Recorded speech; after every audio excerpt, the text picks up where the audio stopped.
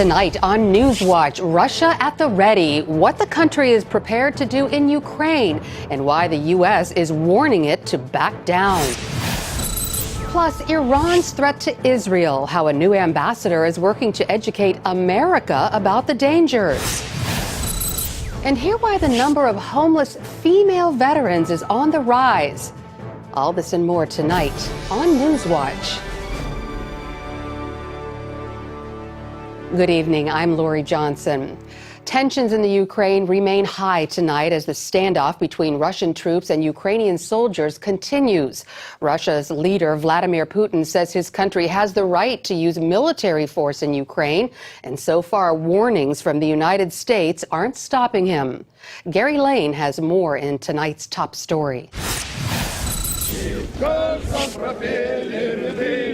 Ukrainian soldiers marched to the front lines in the Crimean Peninsula to confront Russian troops occupying their land. They're not greeted with smiles and handshakes. Instead, they receive a warning shot and strong words against proceeding any further. CBN News international correspondent George Thomas is on the ground in Ukraine, reporting on the standoff. Clearly, thousands of Russian forces are in firm control of the Crimean Peninsula. But today, tens of thousands of pro-Russian demonstrators have taken to the streets of many key regions in the east. Despite international condemnation, Russian President Vladimir Putin denies there are Russian troops in the Crimea. He calls Russian troop movements in the region a humanitarian mission. U.S. Ambassador to the UN, Samantha Power, isn't buying it. Russian military action is not a human rights protection mission. The United States and its allies are threatening to impose economic sanctions on Russia if Putin doesn't back down. Russian president insists his troops will only advance beyond the Black Sea if invited. But the Ukrainian UN ambassador says that decision can only be made by the Ukrainian government. And he insists the world community will hold Ukraine accountable if it violates human rights. It's our duty. If we are not capable to do that, there is the international community to show us you are not here or there. But the only body to invite somebody, well, just the parliament. Meanwhile, U.S. Secretary of State John Kerry arrived in Ukraine Tuesday to meet with leaders of the interim government. He pledged the U.S. will support Ukraine by loaning the country $1 billion. He visited the site where protesters were gunned down last month in the capital city of Kyiv. The people who put themselves on the line for the future of Ukraine was deeply moving. This soldier says, like most Ukrainians, his family members are concerned for their country's future. Every minute they're crying. And with additional Russian warships seen in Turkey heading for the Black Sea and Ukraine, it appears more tears may be shed before this crisis comes to an end. Gary Lane, CBN News. Israeli Prime Minister Benjamin Netanyahu says he will do whatever it takes to defend Israel from the threat of a nuclear Iran. He made that statement at the American-Israel Public Affairs Committee's conference in Washington today. Netanyahu is echoing what he told President Obama yesterday at a White House meeting. Netanyahu added that Israel is prepared for peace with the Palestinians, but that Mahmoud Abbas and the Palestinian Authority must first recognize Israel's right to exist as a Jewish state. The land of Israel is the place where the identity of the Jewish people was forged. It was in Hebron that Abraham bought the cave of the patriarchs and the matriarchs. It was in Bethel that Jacob dreamed his dreams. It was in Jerusalem that David ruled his kingdom. We never forget that, but it's time the Palestinians stop denying history. Netanyahu says if the Palestinians and surrounding Arab nations would accept Israel's existence, Israel would make its cutting-edge technologies and innovations available to its neighbors, benefiting the entire region. Israel's new ambassador in Washington is warning that Iran is not only a threat to Israel, but to the United States as well. And as Eric Stackelbeck reports, he also wants to grow Israel's relationship with one of its strongest allies, Christians. If you think what happens in the Middle East does not affect America, think again. Iran is building ICBMs, intercontinental ballistic missiles. They're not building it for Israel.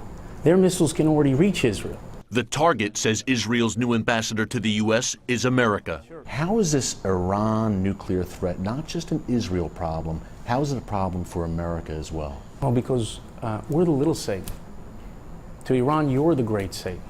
And the only thing you put on an ICBM is a nuclear warhead. That's it. And they're designed to propel and to be sent thousands of miles across the ocean to try to reach you. Ron Dermer is uniquely positioned to speak to Americans. Although an Israeli citizen, Dermer was born and raised in the United States. His father and brother both served as mayor of Miami Beach, and Dermer attended the University of Pennsylvania. My whole belief system is based on being raised in this country. You know, when I think of courage, I think of Normandy, because I was born and raised as an American. And when I think of justice, I think of Martin Luther King Jr. He moved to Israel in the 1990s and rose to become Prime Minister Benjamin Netanyahu's closest advisor. Yet Dermer told CBN News he still speaks American, a trait that will come in handy as he tries to convince Americans about Iran's true danger.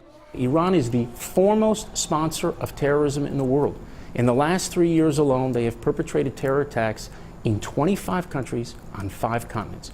You do not want to give the foremost sponsor of terrorism in the world, you don't want them anywhere close to nuclear weapons, because then you could find those weapons in a theater very close to you. According to Dermer, the only way to stop Iran's nuclear weapons program comes through crippling sanctions and a credible military threat. As Israel's ambassador, he must make that case directly to the White House. President Obama opposes new sanctions and is committed to dialogue and diplomacy with the Iranian regime. The only way that this regime in Iran will give up their nuclear weapons program is if they're faced between a choice of the survival of the regime and the weapons program. If that's the choice that Iran faces, then they'll give up the program. If they don't face that choice, they will not give up the program. In facing Iran and other threats, Dermer says Israel has no greater ally than American Christians. How important is that Christian support as we move into some pretty perilous times? I believe that the Christian community of the United States, the tens of millions of Christians, of evangelical Christians throughout this country, can stand shoulder to shoulder with Israel, beat back any attempts to delegitimize, to libel, to malign Israel. That's one reason Ambassador Dermer says he's looking to strengthen that partnership. I think in the relationship between Christians and the State of Israel, we have only scratched the surface. There's a lot more to come. Eric Stakelbeck, CBN News, Washington. President Obama has unveiled his 2015 budget. The $3.9 trillion plan proposes tax hikes on the rich while giving more than 13 million others a tax break, the White House says. The budget also cuts Social Security benefits and puts more toward education, job training, and infrastructure. Even with the president's announcement, a new budget is not likely. A bipartisan budget deal is in place for the next 2 years, and the Senate has already said they will not advance another measure this session. With more on this, we now turn to Phil Kerpen. He's the president of American Commitment. So, Phil, if there's really no chance of this budget going anywhere, what is the point of the president unveiling it? Well, first of all, it's required by law, although it's required the first Monday in February, so it's a month late, but he's been later than that in the past.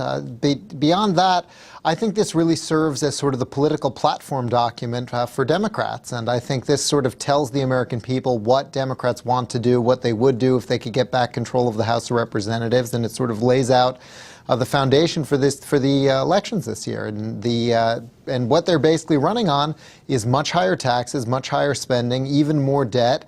I don't think that's a very attractive package to the American people, but I guess they'll make their case.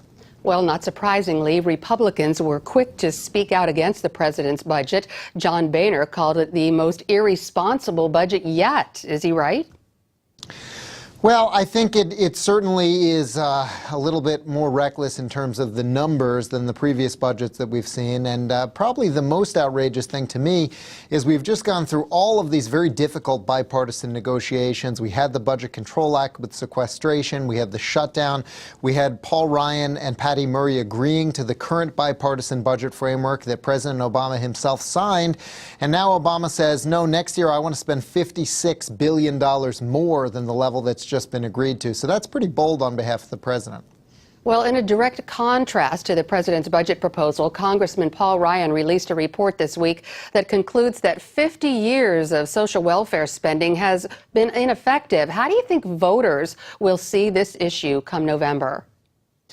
Well, I think it's interesting because you've got both parties now very focused on the poverty issue. The White House is saying we just need to spend even more taxpayer money and we'll somehow eliminate poverty. So they want to sort of do more of what we've been doing for the past few decades. Republicans are saying, wait a second, the problem is not that we aren't spending enough money. The problem is that the way these programs are structured, we're paying an awful lot of people who could be working not to work. And I think, that's something voters are going to have to decide which vision they prefer in November. But I think what Republicans are saying makes an awful lot of sense when you consider how much money we've already spent on these programs for not very good results. Well, Phil Kerpen, thanks for your insights. Always great to hear from you. My pleasure. Kentucky will have to hire outside attorneys to appeal a recent court decision favoring gay marriage in the state. That's because the attorney general there says he will not fight the order recognizing same-sex marriages from other states and countries. A federal judge ruled last month that Kentucky's voter-imposed ban on recognizing such couples violates the Constitution. And today, Kentucky Attorney General Jack Conway said to appeal that ruling would be to defend discrimination. The state's governor says he will hire outside counsel for an appeal. A German homeschool family will be allowed to stay in the U.S. permanently. The Supreme Court refused to hear an appeal from the Romeikes, but today the Department of Homeland Security announced the family has been granted indefinite deferred action status. This means that the Romeikes can stay in the U.S. permanently unless they commit a crime or violate the terms of their status. In 2008, the family fled Germany because the state threatened to take away their children if they did not enroll in public school. Coming up, wild weather across the country. A look at the different conditions causing chaos all over the U.S. Spring is just weeks away, but the cold temperatures aren't going anywhere just yet. It's all thanks to the phenomenon known as the polar vortex. Paul Strand has this look at the wild weather across America. Snow, rain, sleet. No, it's not the unofficial slogan for the United States Postal Service, but could be the slogan for the United States itself, as an array of weather has swept across the nation. Sunny California wasn't so sunny, as massive rainfall gave way to mudslides. Forecasters called the storm the largest since 2010.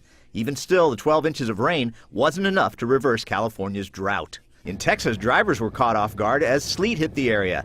Backups on sleet-covered highways left passengers stranded in their cars for hours. On Interstate 45, traffic stretched on for 30 miles. How long have you been stuck here? About 4 hours. I've got work at 3 in College Station, so looks like that's not happening. In Tennessee, an onslaught of snow and ice gave way to bad driving conditions, even resulting in trouble for salt trucks. A state of emergency was declared as some 61,000 residents were left without power.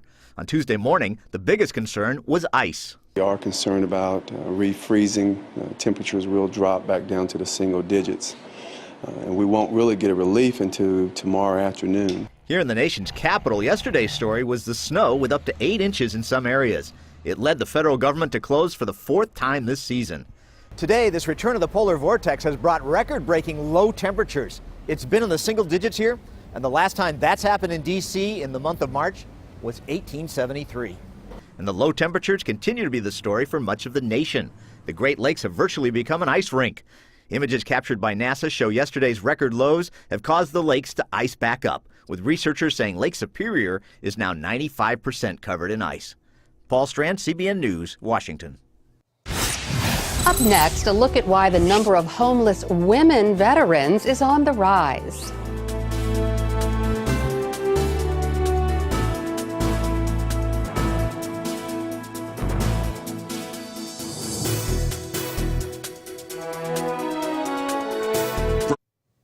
The number of suicides in the military has been on the rise, and it's not just among those who served in war zones. That, according to a new study in the Journal of the American Medical Association Psychiatry. It finds that between 2004 and 2009, the suicide rate for those who served in Afghanistan and Iraq more than doubled, while at the same time, the rate for those who never deployed nearly tripled.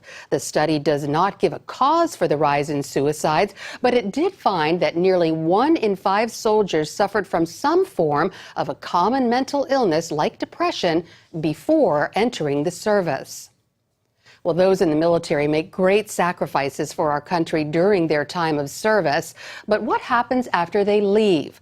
The number of homeless female veterans is rising. Charlene Israel shows us what's behind the trend and what one veteran is doing to help. Janice Ramirez helped treat the wounds of fellow soldiers while serving in the U.S. Army. After 17 years, an injury forced her to leave the service. Once on the outside, she couldn't get a steady job, struggled to pay the rent, and it wasn't long before she had no place to call home. I have slept wherever I could. I've slept in shelter, on the floor, in a car, an abandoned house. After a stint in the military, Sharisha Hatchett-Lewis's life became a battlefield of domestic violence. It drove her and her young son from their home. You don't sleep well in a car, you know, not knowing who's going to come up to the car, or who's going to hurt you, or, yeah, you have to sleep with one eye open. Homelessness was once primarily an issue among male veterans, but the issue has grown significantly in the last 10 years within the female veteran community. It is on the rise. About 8% of veterans who are sheltered or identified as homeless are female. Pete Daughtery oversees homeless programs for the Department of Veterans Affairs. He says female vets face a growing list of problems. It's about a lack of employment. It's in many cases substance use or mental illness. What we know about recently returning veterans is they seem to have a much higher incidence of post-traumatic stress disorder. Perhaps the biggest issue, not enough temporary housing. We have about 14,000 current transitional housing beds for veterans, male and female. The situation facing many of her fellow vets pushed Navy reservist Jackie Campbell to take action. She recently opened this home for homeless female veterans called Lady Vets Haven. Here, the women enjoy a clean and safe environment. They also receive job counseling and encouragement, all at a discounted rent rate.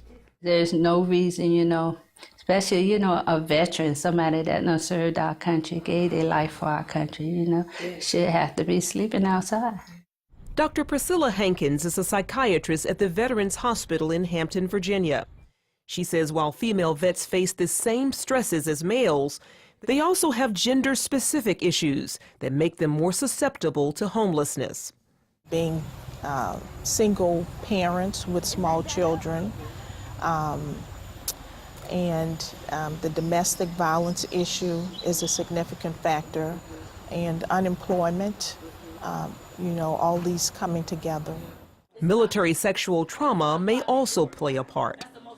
The Veterans Affairs Inspector General found that nearly a third of temporary shelters for veterans did not adequately address security risks. They included male and female residents on the same floor and insufficient locks in bedrooms and bathrooms. About 90% of our military sexual trauma victims are females. And as you can see, that would certainly cause some challenges for women coming into a male-dominated setting to seek treatment when they have been traumatized by sexual trauma. Daughtery says the Department of Veterans Affairs is making progress in the area of transitional housing. It is teaming with the Department of Housing and Urban Development to provide housing vouchers for veterans. This is particularly popular among women veterans. Still, vets want the VA to make their transition from the military a lot smoother. They do give you a little bit of information on, during the exit process, but not enough for you to at least try and, become a civilian again and restabilize. We have to do a much better job in that transition as service members are coming out. Meanwhile, places like Lady Vet's Haven is making a difference, one veteran at a time. I walked in and I was like, wow, you really mean this is all women? It was like a blessing, like walking into a true blessing. Charlene Israel, CBN News. Up next, meet a 13-year-old who jumped into action to save his friends from icy waters. A Rhode Island teenager is being hailed a hero after rescuing two of his friends from a dangerous situation. 13-year-old Riley Beard was hanging out with some of his friends at a frozen pond. Two of the boys walked toward the middle of the pond. The ice gave in and they fell into the icy water. Riley didn't waste any time getting them out. I was really scared at the time, but I saw that the ice was waving when I was going towards them.